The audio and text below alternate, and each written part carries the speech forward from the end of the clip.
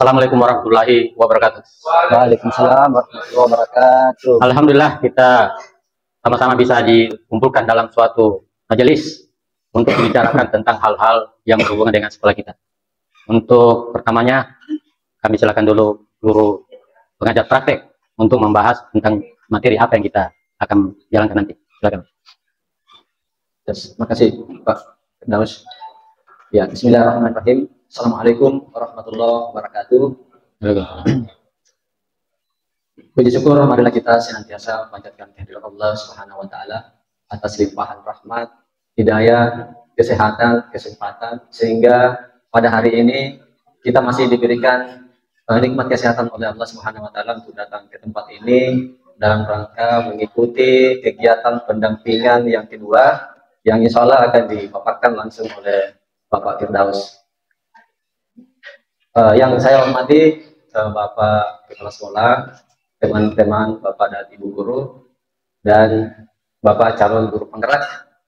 Ya, senang rasanya Bapak Ibu sudah bisa kita mengikuti pendampingan hari ini.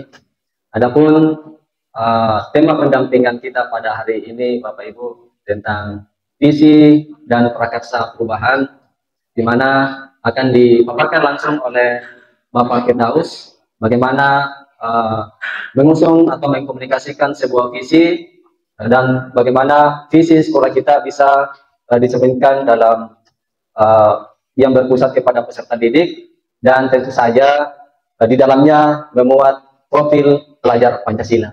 Karena di program guru penggerak di dalamnya salah satu ciri khasnya adalah pendidikan yang diharapkan itu berpusat kepada peserta didik.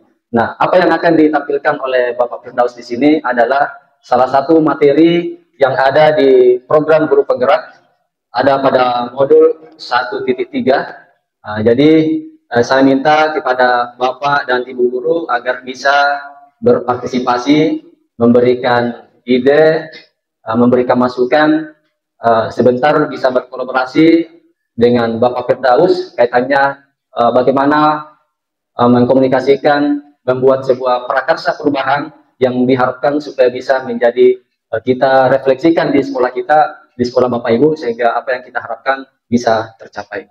Baik, untuk meminimaliskan waktu, saya persilahkan kepada Bapak Firdaus untuk memaparkan visi dan prakarsa perubahan yang telah dibuat. Silakan Pak. Terima kasih Pak. Jadi yang terhormat Kepala Sekolah atau yang mewakili Ibu Wakasek Kurikulum dan teman-teman guru seperjuangan. Assalamualaikum warahmatullahi wabarakatuh. Jadi untuk materi kita kali ini ada susunan acaranya di sini, yaitu pembukaan yang sudah dilaksanakan tadi. Yang kedua adalah sambutan kepala sekolah atau yang mewakili. Yang ketiga kesepakatan forum diskusi, pengantar tujuan forum diskusi, merumuskan kalimat rumpang dan melihat visi sekolah, mengidentifikasi perilaku mencerminkan visi, mendiskusikan inisiatif, refleksi dan penutup, dan terakhir adalah foto bersama. Untuk menghormati waktu, kami persilakan dulu Pak Kepala Sekolah atau mewakili untuk memberikan kata sambutan dalam pembelajaran guru praktek ini.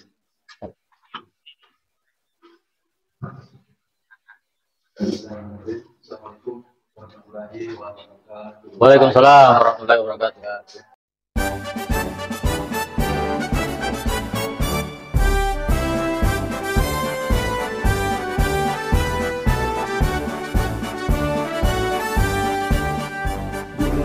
Assalamualaikum warahmatullahi wabarakatuh. Waalaikumsalam warahmatullahi wabarakatuh. Terima kasih Pak atas sambutannya. Selanjutnya kita masuk ke kesepakatan forum diskusi. Jadi sebelum kita masuk ke diskusi, kita baca dulu kesepakatannya. Yang pertama, kita forum itu mengikuti forum diskusi dari awal sampai akhir. Yang kedua adalah berperan aktif dalam berdiskusi. Yang ketiga, saling menghargai jika ada yang sedang berbicara. Yang keempat, mengangkat tangan jika mau berbicara. Yang kelima adalah menonaktifkan HP atau nadarin HP. Yang kelima, bisa makan dan minum. Atau ada tambahan lagi dari Bapak Ibu Guru tentang kesempatan kelas ini? Ibu Yasma, ada tambahan? Bisa dimakan? Tidak bisa. Terus tidak ada ini? Sudah sepakat semua nih? Setuju? Oke, kalau gitu kita lanjut lagi.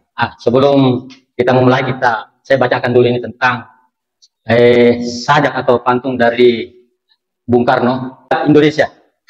Jikalau aku berdiri di pantai Ngeliep, aku mendengar lautan Hindia bergelora membanting di pantai Ngeliep itu. Aku mendengar lagu sajak Indonesia. Jikalau aku melihat sawah-sawah yang menguning menghijau, aku tidak melihat lagi batang-batang padi yang menguning menghijau. Aku melihat Indonesia. Jikalau aku melihat gunung-gunung, Gunung Merapi, Gunung Semeru, Gunung Merbabu, Gunung Tangkuban Perahu, Gunung Kelebet, dan gunung-gunung yang lainnya, aku melihat Indonesia. Jikalau aku mendengar lagu-lagu yang merdu dari Batak, bukan lagi lagu Batak yang kudengar, aku mendengar Indonesia. Jikalau aku mendengar pangkur Palarang, bukan lagi pangkur Palarang yang aku dengar, aku mendengar Indonesia. Jikalau aku mendengar lagu Olesio dari Maluku, bukan lagi aku mendengar lagu Olesio, aku mendengar Indonesia. Jikalau aku mendengar burung perkutut menyanyi di pohon di tiup angin yang sepoi-sepoi, bukan lagi aku mendengar burung perkutut, aku mendengar Indonesia. Jikalau aku menghirup udara ini, aku tidak lagi menghirup udara, aku menghirup Indonesia. Jikalau aku melihat wajah-wajah anak, jikalau aku melihat wajah anak-anak di desa-desa dengan mata yang bersinar-sinar, Pak Merdeka, Pak Merdeka, Pak Merdeka, aku bukan lagi melihat mata manusia, aku melihat Indonesia. Ya, demikianlah puisi dari Bung Karno yang sangat legendaris. Mudah-mudahan bisa menjadi penyemangat kita dalam pembentukan visi ke depan. Selanjutnya, tujuan daripada diskusi ini adalah mendiskusikan cita-cita atau visi warga sekolah terhadap murid di masa yang akan datang. Jadi Bapak Ibu Guru, kehadiran kami di sini bukan untuk merubah visi sekolah, tapi untuk merefleksi saja visi yang ada. Merefleksi saja visi yang ada di sekolah, kita lihat dan kita cocokkan dengan materi yang kita ajar, yang kita dapat di guru penggerak. Selanjutnya, apa itu visi? Jadi visi itu adalah impian atau cita-cita atau nilai inti dari seseorang atau lembaga atau organisasi. Jadi tujuan daripada visi ini untuk masa depan seseorang atau suatu lembaga dan organisasi.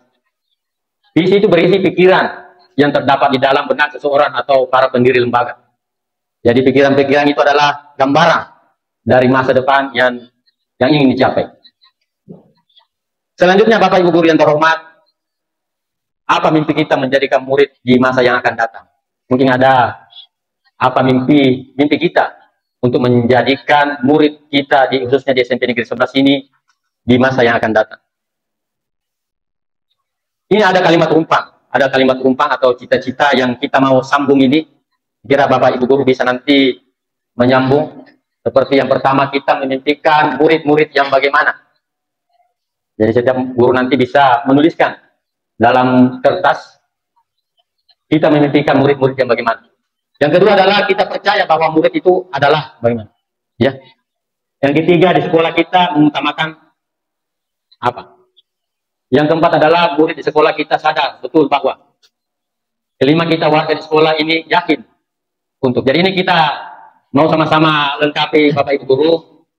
Kiranya bisa ditulis di dalam kertas, baru kita baca satu-satu. Kira-kira Bapak Ibu Guru mau memimpikan murid yang bagaimana? Silakan. Penggerakmu hamba para murid, kreatif rancang pembelajaran, hargai potensi, tingkatkan prestasi, lahirkan profil pelajar Pancasila, belajar, bergerak, berbagi untuk. Jadi saya akan melengkapi kalimat rumpang untuk cita-cita murid. Yang pertama, kita memimpikan murid yang jawaban saya mampu bersaing di era globalisasi. Kemudian yang kedua, kita percaya bahwa murid adalah individu yang unik. Yang ketiga, di sekolah kita mengutamakan kolaborasi antar warga sekolah. Kemudian yang keempat, murid di sekolah kita sadar betul bahwa sama tadi memiliki sifat yang unik. Kemudian yang kelima, kita warga di sekolah ini yakin untuk memotivasi siswa untuk mewujudkan cita-citanya. Kemudian yang terakhir, kita dan warga sekolah ini paham bahwa Cita-cita murid akan terwujud jika orang tua dan guru bekerja sama. Terima kasih. Terima kasih atas kesempatan yang telah diberikan kepada saya. Saya akan membacakan jawaban dari kalimat rungkain cita-cita untuk murid. Yang pertama itu kita memimpikan murid yang, jawaban saya memimpikan murid yang santun kepada guru dan orang tua, baik di lingkungan sekolah maupun di rumah. Kemudian yang kedua, kita percaya bahwa murid adalah anak-anak yang memiliki karakter yang berbeda-beda. Kemudian yang ketiga, di sekolah kita mengutamakan pendidikan karakter siswa yang bertujuan untuk menanamkan nilai-nilai karakter tertentu kepada peserta didik, seperti misalnya karakter jujur, religius, demokratis, dan disiplin. Jadi yang karakteristiknya. Kemudian yang keempat, murid di sekolah kita sadar betul bahwa mereka dididik untuk menjadi insan yang berakhlak mulia. Kemudian yang ketiga, kita warga di sekolah ini yakin bahwa di sekolah kita ini akan mencapai atau menjadi sekolah yang diimpikan oleh semua warga atau seluruh warga masyarakat di lingkungan sekitarnya. Kemudian yang keenam, kita dan warga di sekolah ini paham bahwa setiap anak dan siswa memiliki kemampuan dan karakteristik yang berbeda-beda. Terima kasih. Assalamualaikum warahmatullahi wabarakatuh. Mantap. Jadi cukup ulasannya. Saya baca ini ternyata isi Nanti kita lihat kita. Jadi setelah saya baca ini, ya, ternyata ini visi pendapat-pendapat Bapak Ibu ini mirip-mirip dengan visi sekolah. Ya, jadi mirip dengan visi sekolah tidak jauh dari visi. Kita lihat dulu visi sekolah kita. Jadi visi sekolah kita ini adalah mewujudkan generasi yang berkarakter baik sesuai dengan profil pelajar Pancasila dan berwawasan lingkungan. Jadi ini kurang lebih setelah saya teliti ini saya baca pendapatnya ibu guru. Visi sekolah ini tidak jauh beda dengan belakang ini. Sudah ada nih yang berkarakter baik, sudah masuk juga di profil Pancasila dan berwawasan lingkungan. Berwawasan lingkungan ini adalah kita ini mau menghadapi tadi biasa provinsi, jadi memang sudah tepat kita tulis visi sekolah kita ini berwawasan lingkungan. Kebenarannya nanti ke Adian Mandiri. Selanjutnya Bapak Guru kita memiliki pertanyaan terakhir. Pertanyaan tentang visi yang tadi. Apakah visi sekolah kita ini selama ini sudah selaras dengan cita-cita kita untuk murid? Bagaimana Pak? Tidak. Apa jawabannya kira-kira? Apakah visi sekolah kita ini selama ini sudah selaras dengan cita-cita kita untuk murid? Kurang lebih sudah. Sudah sama ya? Nah, kalau sudah sama, belum sampai. oh iya. Jadi visinya sudah mirip-mirip ya, sudah sama. Terus pertanyaan kedua, apakah visi sekolah kita ini sudah mencerminkan keberpihakan kepada murid? Bagaimana? Yang kedua, pertanyaan kedua, apakah visi kita sekolah kita ini sudah mencerminkan keberpihakan kepada murid? Ini kita lihat dulu visi sekolah kita. Sudah ya? Mirip-mirip ini sudah berpihak kepada murid. Yang kedua, apakah visi sekolah kita ini sudah mencerminkan keberpihakan kepada murid? Sudah ya? Oke. Selanjutnya yang ketiga, adakah yang perlu ditambahkan pada visi sekolah yang sudah ada selama ini? Mungkin Bapak Ibu ada masukan yang tentang dari visi sekolah kita ini ada yang ditambahkan. Gimana Ibu? Ada yang mau ditambahkan?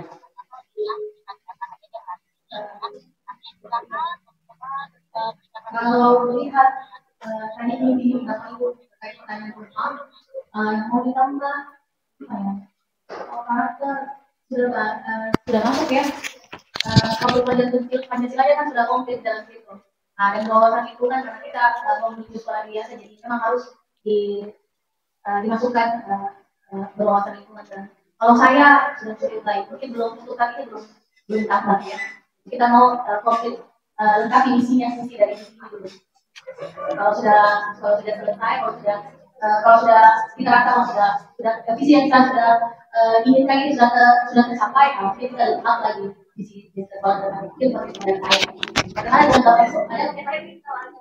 Ya, pendek. Siapa tahu ada yang mau ditambah dari visi sekolah? Siapa tahu ada yang mau ditambahkan kata-katanya? Abe. Ya, terima kasih. Menurut saya Kak, kalau visi sekolah di atas itu terlalu berpusat kepada peserta didik. Artinya betul juga kayaknya mewujudkan generasi pendidik yang baik dan berkarakter. Pendidik. Kalau Menjadi gurunya ya? Ya, biasanya kan kalau kita lihat di sekolah, biasanya kan sama seperti di rumah, anak itu adalah cerminan dari orang tuanya. Yeah. Jadi kalau misalnya kita ingin menciptakan generasi yang berkarakter, sebenarnya guru juga harus berkarakter dulu sebelum siswanya. Saya kira seperti itu. Jadi generasi dan pendidik, generasi dan pendidik ini apakah? Tidak, saya sarankan karena kan kalau di sini kan outputnya tuh, outputnya yang lebih berpusat ke murid. Ya. Iya, jadi mau ditambahkan nanti. Itu bagaimana siapa yang akan menjadikan guru siswanya berkarakter. Otomatis kan kalau kita mau siswanya berkarakter, gurunya juga harus berkarakter baik dulu. Oh iya. Saya kira seperti itu. Iya. Oh iya, bagus. Jadi perlu mungkin di sini ditambahkan nanti masuk juga guru pendidik harus juga yang berkarakter. Jadi mewujudkan generasi murid dan pendidik yang berkarakter baik. Nah, nantilah dimasukkan ke saran karena untuk merubah visi ini harus banyak yang terlibat. Jadi kita cuma merefleksikan saja. Jadi ada masukan dari guru, mungkin ada perlu ditambahkan visi ini tentang gurunya juga harus berkarakter. Bagaimana Pak? Mungkin ada masukan?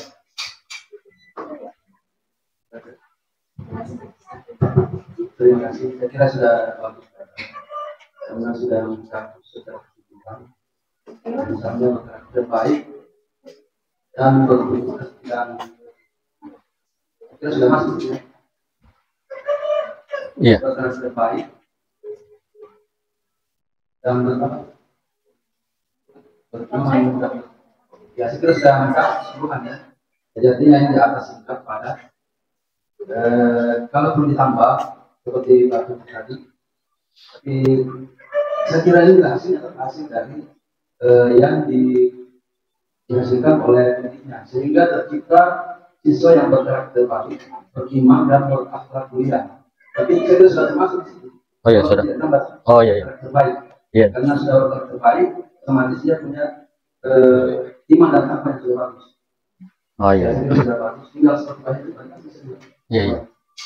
Oh ya sudah. Jadi sudah cukup mewakili. Jadi mungkin nanti kalau ada perubahan-perubahan visi yang dilakukan oleh kepala sekolah baru, mungkin bisa jadi masukan untuk merubah visi kita. Selanjutnya, mari kita diskusikan dulu ini contoh-contoh sikap dan perilaku murid, guru, kepala sekolah, serta orang tua murid yang mencerminkan visi yang dirumuskan di atas.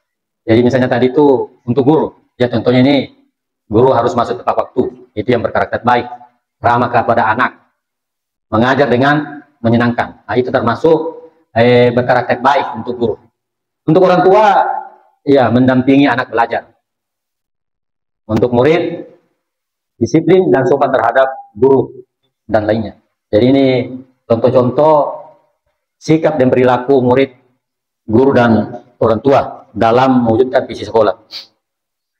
Selanjutnya ada di sini jawaban. Nah, ini sebelum kita diskusi tadi sebenarnya ya.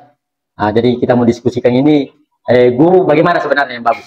Mungkin ada masukan selain dari guru harus masuk tepat waktu, ramah kepada anak, mengajar dengan menyenangkan. Mungkin ada tambahan dari Bapak Ibu guru. Tidak. Apa tambahannya kira-kira? Guru harus bagaimana untuk mewujudkan visi kita sekolah?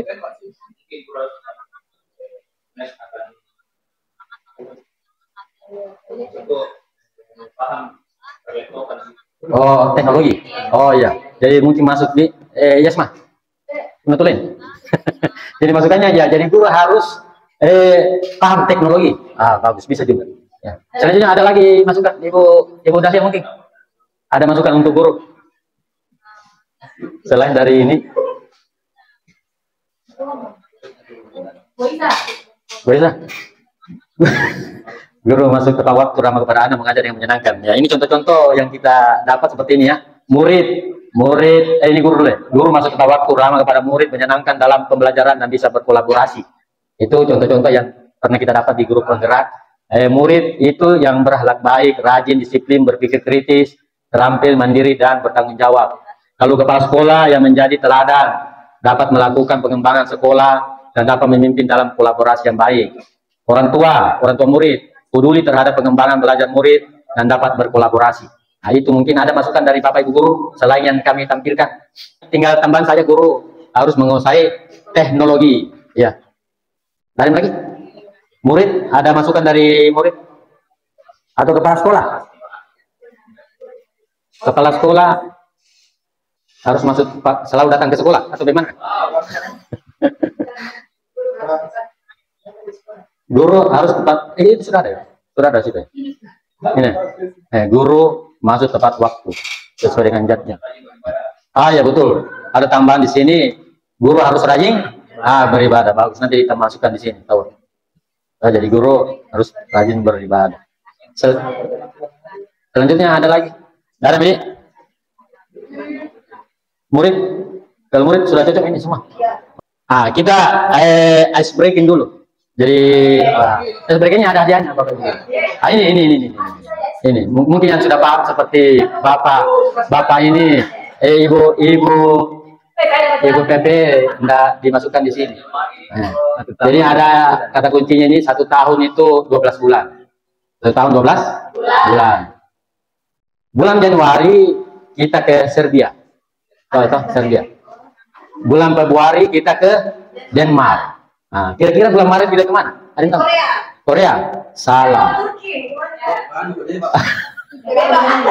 Bulan ketiga siapa? Ini di luar dari PP ini, karena PP ini sudah sudah kuasai ini materi. Kita kemana bulan ketiga? Maret? Bulan Maret kita ke? Iya. Jadi bulan kata kuncinya ini 1 tahun 12 bulan. Jadi bulan Januari ke Serbia, bulan Februari Denmark, bulan Maret kita ke, saya tambahin 1 di Turki. Bulan Maret kita ke Turki. Bulan Maret.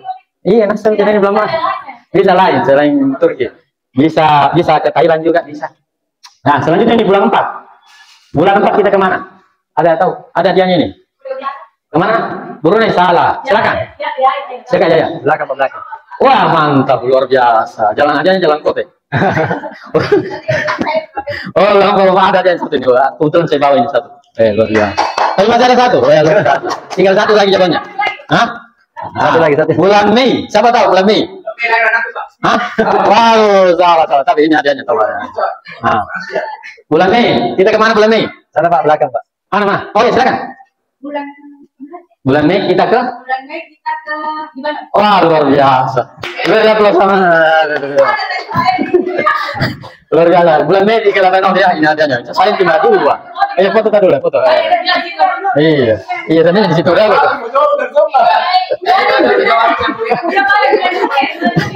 Iya, ini hadiahnya bulan Juli. Ini, mungkin Ibu yang pertama bisa menjelaskan dulu. Ibu Yayu menjelaskan. Kira-kira apa kunci jawabannya ini? Nggak ada, jalan kote mami. Ujian itu 1 tahun sampai dengan 12 bulan. Kita perhatikan bulan pertama Januari, bulan pertama bulan 1. Nah, jadi kita lihat huruf pertamanya 1. Kemudian bulan Februari bulan ke-12, bulan Maret bulan ketiga, Turki atau Thailand. April bulan keempat, jadi misalnya Eropa atau negara yang huruf pertama ya? Iya. Kemudian Mei 5, contohnya Libya, Lebanon. Ponto. Bisa jadi Ponto, bisa jadi Ponto. Iya. Nggak bisa jadi Ponto, bukan salah ya. Bulan 6 Patija di mana? Mungkin Patija belum mengerti. Bulan 6 kemana bulan 6?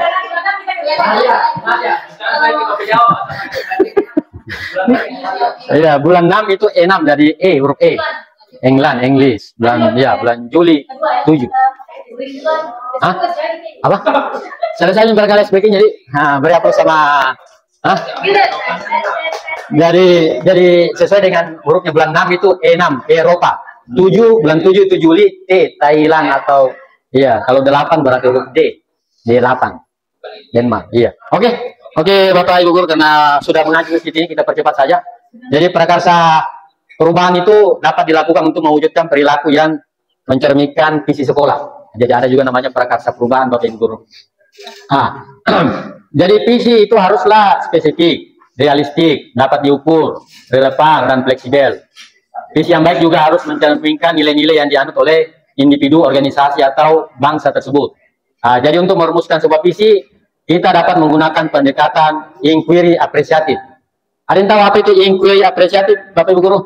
Oh ini dia. Jadi inquiry apresiatif itu pendekatan perubahan yang berbasis kekuatan. Jadi kalau misalnya di sekolah kita ini, apa kekuatannya, sumber kekuatannya di sekolah kita ini?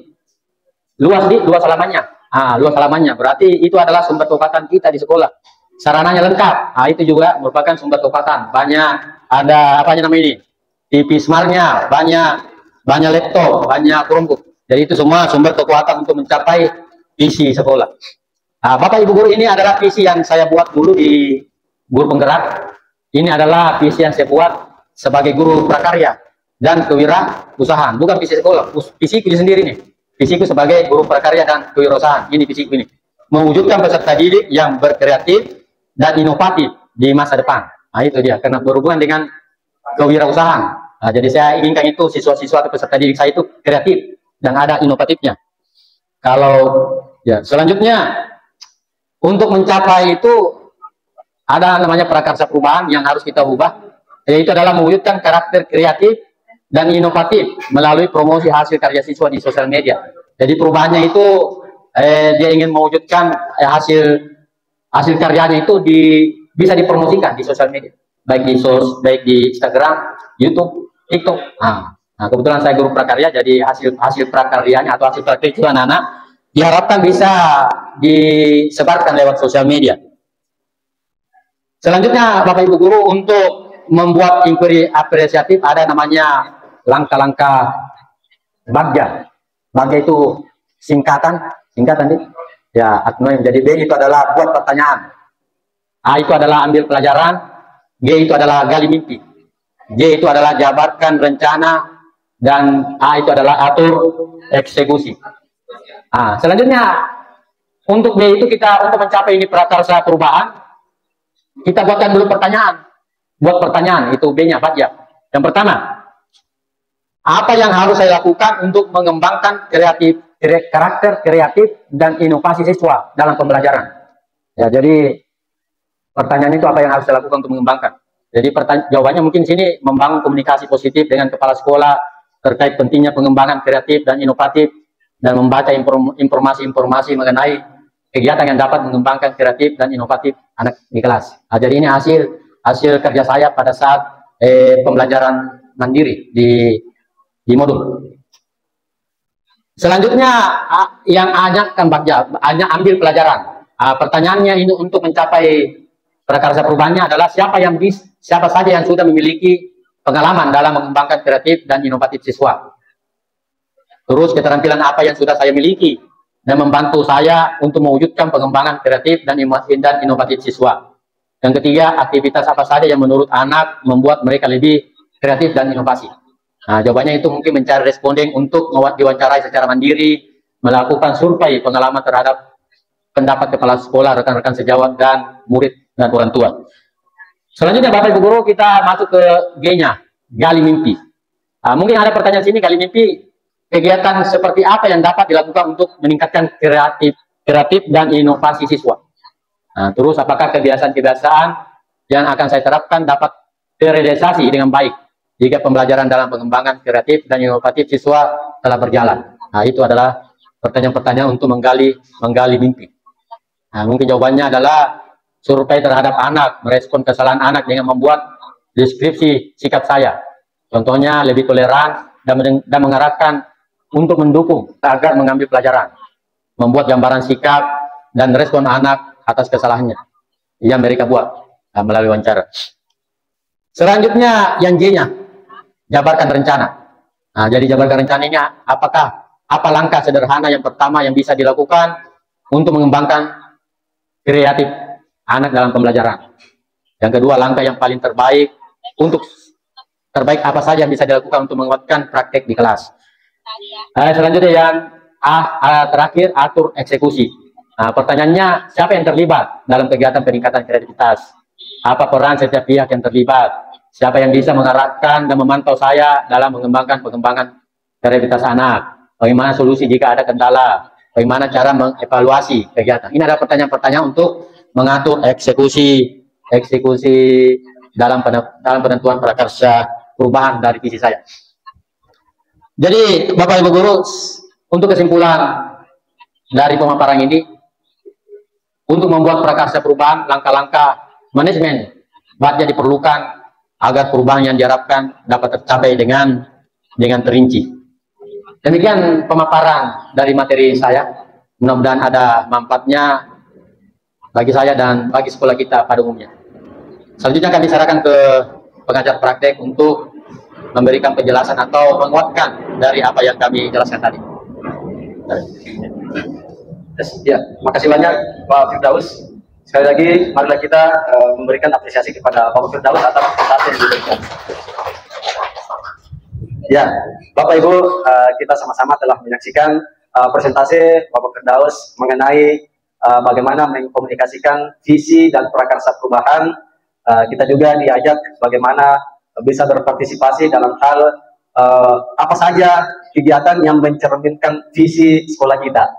Jadi saya lihat interaksi Bapak Ibu tadi, seperti misalnya bagaimana kita mengharapkan peserta didik yang sebenarnya.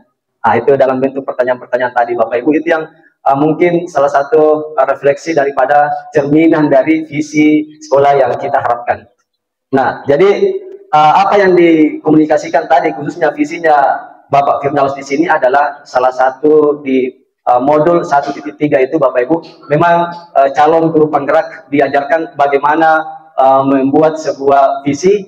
Jadi sehingga visi yang dibuat ini seyogianya bisa mencerminkan atau titik beratnya adalah ke peserta didik. Jadi diharapkan bisa berpusat kepada peserta didik dan juga profil pelajar Pancasilanya bisa termaktub di dalamnya. Nah, ini yang menjadi rujukan kita dalam hal bagaimana menyusun sebuah visi dan prakarsa perubahan.